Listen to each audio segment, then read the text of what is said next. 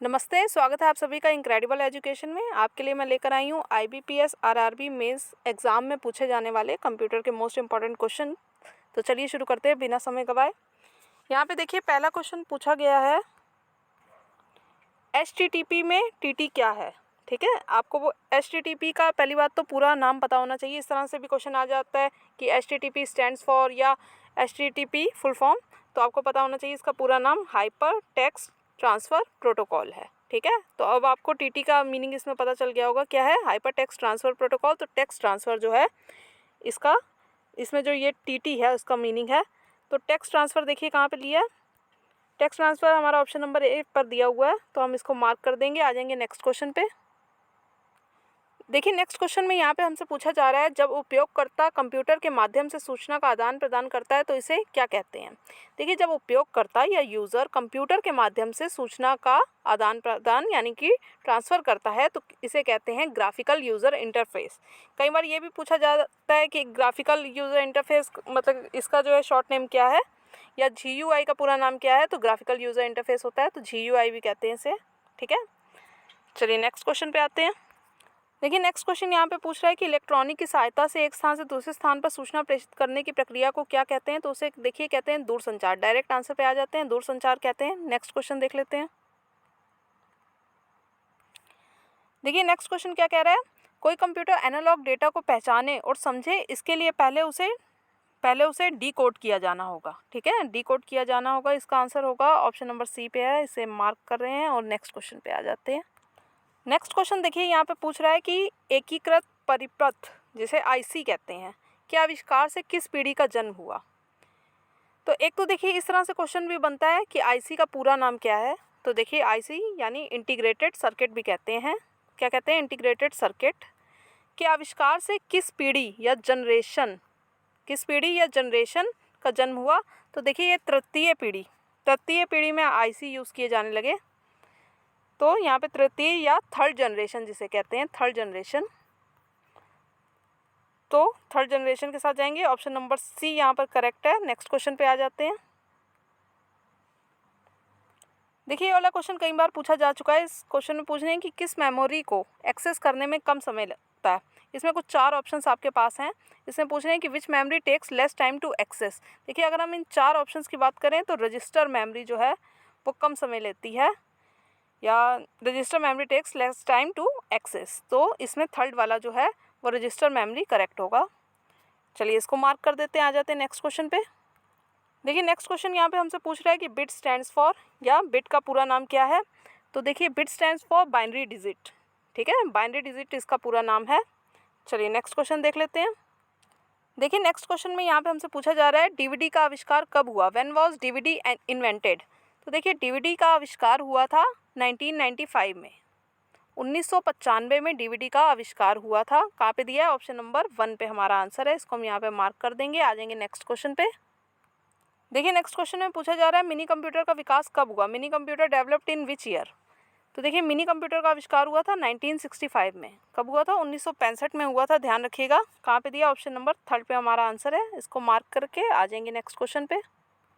एक ये most important question है, कई बार पूछा गया एग्जाम्स में, एंटीवायरस किस प्रकार का सॉफ्टवेयर है। देखिए एंटीवायरस जो होता है वो यूटिलिटी सॉफ्टवेयर की कैटेगरी में आता है, आपको पता होना चाहिए। तो what kind of software is antivirus, it's a utility software. ठीक है, यूटिलिटी सॉफ्टवेयर है। तो ये हमारा ऑप्शन नंबर 1 पे दिया है, इसको हम यहाँ पे मार्क कर रहे हैं। आ रहे हैं नेक्स्ट क्वेश्चन पे। एक ये क्वेश्चन देख लेते हैं, GUI किसके बीच एक इंटरफेस के रूप में प्रयोग किया जाता है। The GUI is use as an interface between. तो देखिए अगर इसमें ऑप्शन में होता सिस्टम एंड द यूज़र तो वो मोस्ट अप्रोप्रिएट आंसर होता system and the user, but यहाँ सॉफ्टवेयर एंड द यूज़र दिया है, वो भी करेक्ट है। इसको हम यहाँ पे मार्क कर देते हैं। आ जाते हैं नेक्स्ट क्वेश्चन पे। देखिए मैं आपको डायरेक्ट आंसर ही बता देती हूँ, क्योंकि अगर मैं ऑप्शंस पढ़ूंगी तो वही आपके माइंड में रह जाएंगे, जो बहुत कंफ्यूज करेंगे एग्जाम के टाइम में, और मैंने भी कई बार फेस किया है। तो इसलिए मैं डायरेक्ट आंसर ही बता देती हूँ। चलिए नेक्स्ट पेज पे आ जाते हैं। देखिए यहाँ पे नेक्स्ट क्वेश्चन में पूछा जा रहा है डेस्कटॉप में सबसे नीचे पट्टी को क्या कहते हैं, what is the bottom strip in the desktop called. तो डेस्कटॉप में सबसे नीचे पट्टी को कहते हैं टास्क बार। क्या कहते हैं, ध्यान रखिएगा, टास्क बार कहते हैं सबसे नीचे की स्ट्रिप को, बॉटम स्ट्रिप को। तो ऑप्शन नंबर 4 पे हमारा आंसर है, इसको हम मार्क कर देते हैं। आ जाते हैं नेक्स्ट पेज पे। देखिए नेक्स्ट क्वेश्चन पे ये वाला क्वेश्चन बहुत ज़्यादा पूछा जा रहा है आजकल कि वाईफाई का पूर्ण रूप क्या है या फुल फॉर्म ऑफ वाईफाई क्या है, क्योंकि हम सब वाईफाई यूज़ तो करते हैं पर हमें इसका समटाइम्स नाम नहीं पता होता है, तो आप ध्यान में रखिएगा। वायरलेस फिडेलिटी होता है। वायरलेस फिडेलिटी देखिए ऑप्शन नंबर 2 पे दिया है, तो इसको हम यहाँ पे मार्क कर देते हैं और जल्दी से आ जाते हैं नेक्स्ट पेज पे। बहुत ही इजी सा क्वेश्चन आपके सामने है। गूगल उदाहरण है या Google is an example of, I think सबको पता होगा, नहीं पता होगा तो ध्यान में रखिएगा, सर्च इंजन का एग्जाम्पल है। तो गूगल एक सर्च इंजन है, आप सभी ने पढ़ा होगा। तो ऑप्शन नंबर 1 को यहाँ मार्क कर देते हैं। एक और बहुत ही इजी सा क्वेश्चन, वे वेबसाइट जो मित्रों और संबंधियों के साथ नेटवर्क बनाती है क्या कहलाती है? Website that network with friends and relatives are called social networking. ठीक है, social networking is a network. चलिए नेक्स्ट क्वेश्चन पे आ जाते हैं। Social networking is a website that network with friends and relatives. चलिए नेक्स्ट क्वेश्चन देख लें। नेक्स्ट क्वेश्चन में यहाँ पे पूछा गया है, निम्न में से कौन सा कथन कंप्यूटर वायरस के लिए सही है? देखिए ये कुछ ऑप्शन इसमें पढ़ लेते हैं। इसमें पहले ऑप्शन पे दिया है, यह कंप्यूटर को अपने तरीके से निर्देशित कर सकता है। बिल्कुल, कंप्यूटर वायरस जो है वो कंप्यूटर को अपने तरीके से निर्देशित कर सकता है, बिल्कुल सही बात है। नेक्स्ट कह रहा है कि ये प्रोग्राम किसी सामान्य कंप्यूटर के साथ जुड़ जाते हैं। हाँ जी, ये किसी सामान्य कंप्यूटर के साथ जुड़ के आपके कंप्यूटर में एंटर कर जाएंगे और उसमें उसको हानि पहुंचा सकते हैं। ऑप्शन नंबर बी भी करेक्ट है। तो यहाँ सी कह रहा है दोनों सही और डी कह रहा है दोनों गलत। दोनों गलत तो हो ही नहीं सकते, तो हम ऑप्शन नंबर सी के साथ जाएंगे जो कह रहा है दोनों सही। इसको यहाँ पे हम मार्क कर देते हैं। आ जाते हैं नेक्स्ट क्वेश्चन पे। देखिए नेक्स्ट क्वेश्चन कह रहा है कि इनमें से कौन सा कंप्यूटर वायरस के प्रकार हैं? देखिए कंप्यूटर वायरस भी कई प्रकार के होते हैं, तो इनमें से कुछ के नाम हैं बूट सेक्टर वायरस। बिल्कुल, बूट सेक्टर वायरस जो है वो कंप्यूटर वायरस में के प्रकारों में एक है। एक फाइल वायरस भी होता है और ब दोनों। ठीक है, तो हम ऑप्शन नंबर सी के साथ जाएंगे जो कह रहा है अ और ब दोनों। इसको हम यहाँ पे मार्क कर देंगे। आ जाएंगे नेक्स्ट क्वेश्चन पे। नेक्स्ट क्वेश्चन यहाँ पे हमसे पूछ रहा है, जब उपयोगकर्ता कंप्यूटर से माउस के द्वारा सूचना का आदान प्रदान करता है तो वह क्या कहलाता है? देखिए वो GUI कहलाता है। क्या कहलाता है? GUI कहलाता है, ग्राफिकल यूज़र इंटरफेस। यहाँ फुल नेम दिया हुआ है, ये भी आप पढ़ लीजिए क्योंकि फुल फॉर्म जो है पूछी जा सकती है। चलिए नेक्स्ट क्वेश्चन पे आ जाए। नेक्स्ट क्वेश्चन यहाँ पे हमसे पूछ रहा है कि माइक्रोफोन क्या है? देखिए माइक्रोफोन जो है वो एक इनपुट डिवाइस है। ठीक है, इसके द्वारा हम कंप्यूटर को सूचना दे सकते हैं, एंट्री इनपुट कर सकते हैं, है ना। तो ये एक इनपुट डिवाइस है।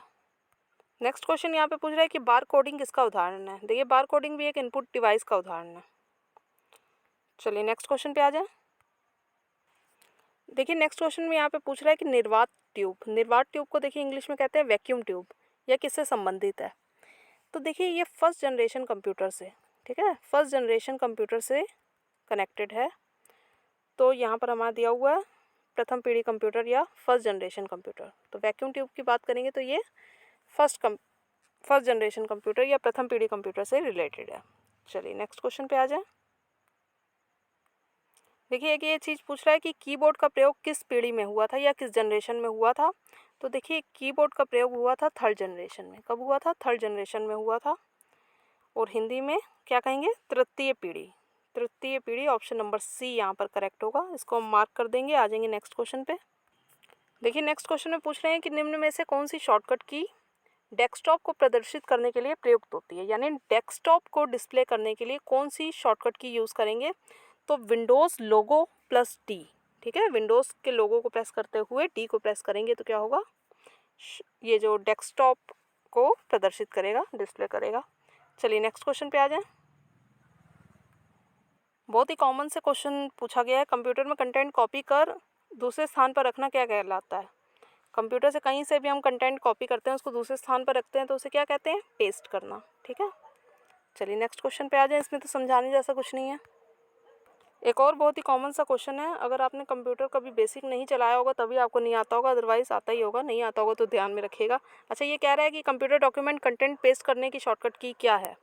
देखिए कंट्रोल सी से होता है कॉपी और कंट्रोल वी से होता है पेस्ट। CTRL+V या कंट्रोल वी से होता है पेस्ट, ध्यान में रखिएगा। चलिए नेक्स्ट पेज पे आ जाए। नेक्स्ट क्वेश्चन में पूछ रहे हैं वेबसाइट का मुख्य पेज क्या कहलाता है? देखिए मुख्य पेज को होम पेज कहते हैं। आई थिंक सबने सुना होगा, नहीं तो ध्यान में रखिएगा। नेक्स्ट क्वेश्चन में पूछ रहा है माइक्रोसॉफ्ट स्प्रेडशीट का एक्सटेंशन क्या है? देखिए माइक्रोसॉफ्ट स्प्रेडशीट का एक्सटेंशन है .xls। ठीक है, कहाँ पे दिया? ऑप्शन नंबर बी पे दिया। इसको हम यहीं पे मार्क कर देते हैं। आ जाते हैं नेक्स्ट पेज पे। देखिए नेक्स्ट क्वेश्चन में पूछा जा रहा है माइक्रोसॉफ्ट वर्ड में मेल भेजना क्या निर्देशित करता है। सॉरी माफ़ कीजिएगा, फिर से क्वेश्चन देखिए। माइक्रोसॉफ्ट वर्ड में मेल मर्ज क्या निर्देशित करता है। ठीक है, यहाँ पे मेल मर्ज पूछा गया। तो मेल मर्ज का मतलब है ईमेल एक साथ कई लोगों को भेजना। ठीक है, ईमेल एक साथ कई लोगों को भेजना यहाँ करेक्ट होगा। ऑप्शन नंबर सी सही है, इसको हम यहाँ पे मार्क कर देते हैं। आ जाते हैं नेक्स्ट पेज पे। मोस्ट इंपॉर्टेंट क्वेश्चन एक बार फिर देखिए, मॉड्यूलेटर डीमॉड्यूलेटर का सामान्य नाम क्या है। देखिए मॉड्यूलेटर डीमॉड्यूलेटर का सामान्य नाम है मॉडम। क्या है? मॉडम है, ध्यान में रखिएगा। देखिए कहाँ पे दिया है, हाँ जी, ऑप्शन नंबर ए पे ही हमारा आंसर है। और इस तरह से भी आ जाता है कि मॉडम स्टैंड्स फॉर, या मॉडम का पूरा नाम क्या है, तो मॉड्यूलेटर डीमॉड्यूलेटर, इस तरह से आप ध्यान रखिएगा। चलिए नेक्स्ट क्वेश्चन देख लें। नेक्स्ट क्वेश्चन में देखिए पूछा जा रहा है यदि आप एमएस वर्ड में रिसीव के बजाय रिसीव करके टाइप कर देंगे तो इसे कौन अपने आप बदलेगा। तो आपको पता होगा, अगर आपने सिस्टम यूज़ किया होगा, कि उसमें अगर एमएस वर्ड वगैरह में ऑटो करेक्ट ऑप्शन ऑन होगा तो अपने आप वो उसे ठीक कर देगा आपकी मिस्टेक को। तो ऑटो करेक्ट ऑप्शन के साथ अपने आप आपकी जो वर्ड टाइपिंग मिस्टेक है वो करेक्ट हो जाएगी। चलिए नेक्स्ट क्वेश्चन पे आ जाए। तो ऑटो करेक्ट इसमें बिल्कुल करेक्ट होगा। चलिए नेक्स्ट पेज पे देख लेते हैं। यहाँ पे पूछ रहे हैं कि एमएस वर्ड में स्पेलिंग ग्रामर चेकिंग शॉर्टकट की क्या है। देखिए स्पेलिंग ग्रामर चेकिंग शॉर्टकट की है F7। क्या है? F7 फंक्शन की है। ऑप्शन नंबर सी पे हमारा आंसर है, इसको हम यहाँ पे मार्क कर देते हैं। और देख लेते हैं आज का लास्ट क्वेश्चन। यहाँ पे हमसे पूछ रहे हैं विंडोज़ ME में ME से क्या बनता है। देखिए यहाँ पे ME का मतलब मिलेनियम से है। ठीक है, ME का मतलब मिलेनियम से है, ध्यान में रखिएगा। इसको हम मार्क कर देते हैं। ऑप्शन नंबर ए बिल्कुल करेक्ट है। तो आगे भी कंप्यूटर के मोस्ट इंपॉर्टेंट क्वेश्चंस के लिए बने रहिए इनक्रेडिबल एजुकेशन के साथ। तब तक के लिए stay tuned. Thanks for watching the video.